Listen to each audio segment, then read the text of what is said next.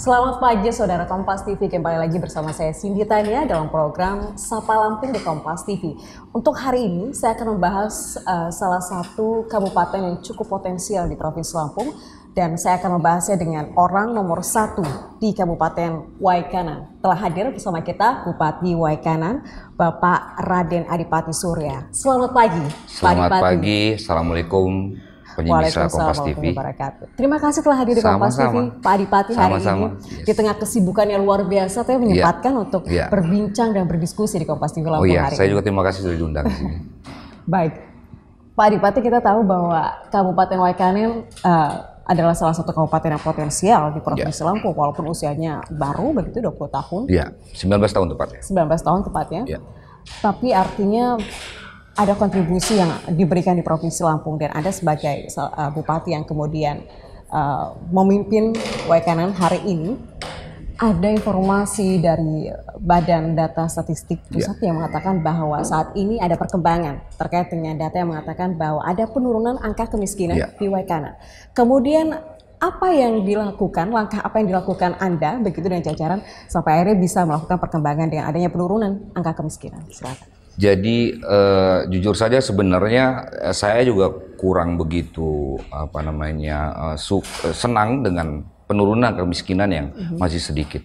Tapi jujur saja memang selama kurun waktu hampir 3 tahun saya menjabat sebagai bupati, tahun pertama dan tahun kedua, memasuki tahun kedua itu memang habis anggaran itu kita fokuskan kepada pembangunan infrastruktur. Pembangunan infrastruktur. Nah, baru di tahun ketiga ini, APBD 2019 ini, baru kita masuk kepada bagaimana kita meningkatkan sumber daya manusia, kemudian bagaimana ekonomi masyarakat itu bisa kita bantu.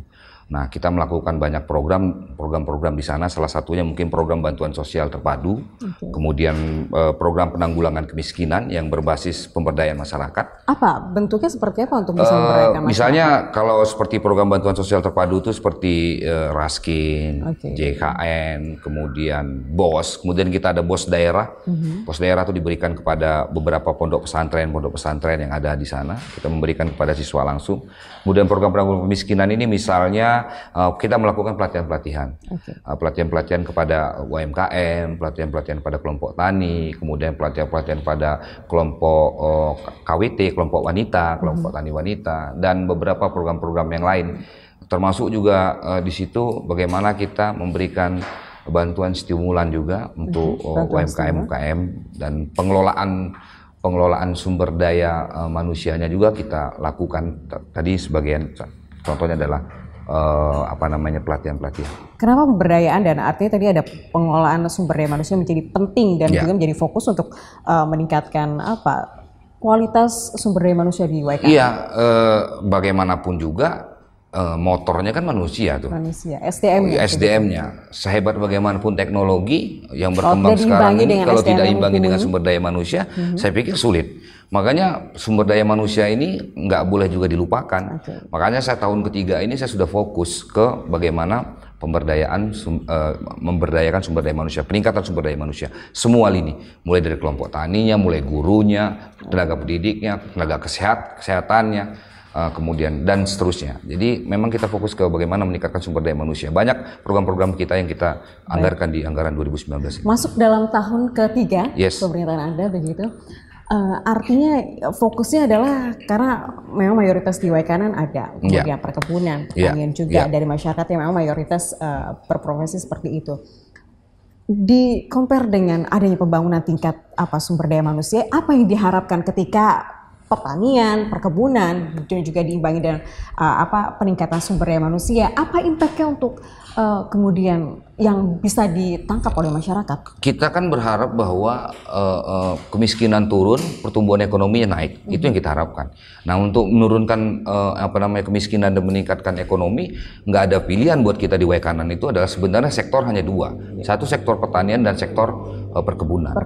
Dua sektor inilah sebenarnya penopang. Walaupun sebenarnya jujur saja pertumbuhan ekonomi dimanapun saya yakin, di daerah manapun, di kabupaten mana, provinsi manapun, juga tergantung dengan nasional. Apalagi seperti kita sangat tergantung dengan harga komoditi pertanian.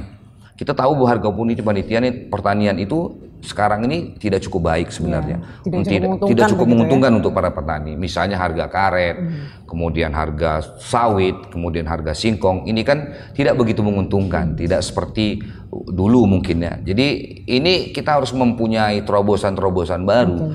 Makanya sekarang ini kita berharap bahwa nanti singkong kalau bisa ya nggak kita jual singkong. Kemudian karet nggak kita jual. Sudah bisa diolah dalam bentuk lainnya? Begitu? Di bentuk lainnya. Kita sudah bekerja sama dengan Baristan. Baristan Provinsi Lampung ini mengelola tentang tapioka. Kita sekarang bekerja sama di Palembang itu dengan karet. Kita bekerja sama supaya karet itu nanti keluarnya nanti sudah setengah jadi produk. Jadi harga ekonominya pertambahan ekonomi pendapatan buat petani sudah barang tentu akan meningkat. Karena kalau dibandingkan ketika petani menjual dengan hasil yang murni, kemudian bahan itu diolah kembali dengan inovasi, harganya jauh. Harganya cukup jauh dan itu menguntungkan untuk petani. Jadi harus ada sentuhan karena kita nggak bisa mengatur harga karet, kita tidak bisa mengatur harga singkong, kita tidak bisa mengatur karena itu mungkin harga dunia yang fluktuatifnya sangat tinggi, kadang-kadang naik, kadang-kadang juga turun gitu kan, dan kita nggak bisa berpangku tangan hanya menunggu seperti itu, tapi harus ada terobosan. Salah satunya itu tadi bagaimana meningkatkan sebuah produk dari barang yang mentah menjadi minimal barang setengah jadi. Ada inovasi dari masyarakat tentunya berkaitan dengan pembaharuan sumber daya manusia tadi, begitu ya Bang? Iya, makanya kita harus beli pelatihan, ya kan, kita harus. Dan itu konsisten dilakukan? Harus konsisten. Nggak ada program yang bisa berhasil kalau tidak konsisten. Ketika kita putuskan, kita konsisten, kita kejar, insya Allah kita bisa. Dan juga ada sistem berkelanjutan begitu, untuk bisa memantau dan juga memonitor bagaimana sejauh mana gitu. Perkembangannya. Baik. Kita akan lanjutkan lagi, tapi setelah kita akan jeda terlebih dahulu setelah pariwara berikut ini. Tetaplah bersama kami di Sapa Lampung.